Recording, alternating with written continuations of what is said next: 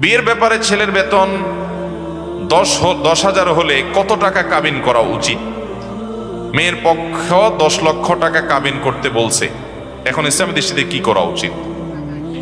ভাইরা আমার, এটা আমাদের দেশে একটা বড় রোগে পরিণত হয়েছে, মহামারীতে পরিণত হয়েছে।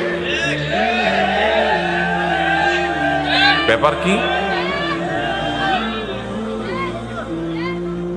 সব নারায় থাকবে শুরু করছে কেন ভাই? বিপদে আছেন সব? মেয়ের বাবা যারা আছেন ভালো করে শুনে রাখেন, খুব সিরিয়াস কথা। আমি বিভিন্ন সময় বলার চেষ্টা করি, বিয়ে বরকতপূর্ণ হওয়ার জন্য 3টি পূর্ব শর্ত আছে। কোরআন এবং হাদিস ঘাঁটলে, আমাদের বর্তমান অবস্থাকে রিয়েলাইজ করলে, গবেষণা করলে প্রতীয়মান হয় যে 3টি বিষয় আছে, যে বিষয়গুলো থাকলে বিবাহ বরকতময় হবে। আমি সব সময় বলার চেষ্টা করি, ভালো করে শুনে রাখেন। মহরের পরিমাণ বেশি করার মধ্যে বিয়েতে কোনো বরকত তো নিহিত থাকেই না, কল্যাণ তো থাকেই না, বরং উল্টাটা। নবী করিম সাল্লাল্লাহু আলাইহি সাল্লাম থেকে যে সমস্ত হাদিস বর্ণিত হয়েছে সেগুলো যদি আপনি সামনে রাখেন, একটা হাদিস আছে, ইন্না আযমান নিকাহি বারাকাতান আইসারুহা মাউনা, সবচেয়ে বরকতময় বিয়ে হলো সেই বিয়ে যে বিয়েতে মহরের পরিমাণ সবচেয়ে সহনীয় থাকে, কম থাকে। তাহলে 10 লাখ 20 লাখ টাকা মহর হলে সে বিয়ে বরকতময় হবে? হ্যাঁ, ছেলে যদি ওইরকম সামর্থ্যবান হয় তাহলে 10 লাখ না 10 কোটি টাকাও দিতে পারে, সেটা তো ভিন্ন বিষয়, তার সামর্থ্য অনুযায়ী সে দিবে।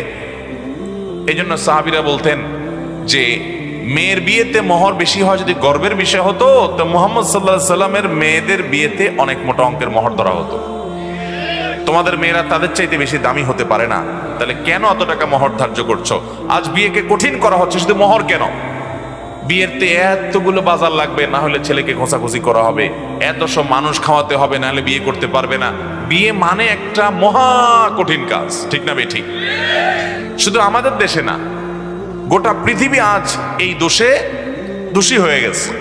আপনি মধ্যপ্রাচ্যে চলে যান, সৌদি আরব, কুয়েত, কাতার, এই সমস্ত দেশের মানুষের অনেক ভালো গুণ আছে, কিন্তু একটা বাজে গুণ হলো যে তারাও তাদের মেয়েদের বিয়ের ব্যাপারে মোটা মোটা অঙ্কের মোহর হাইকে বসে থাকে।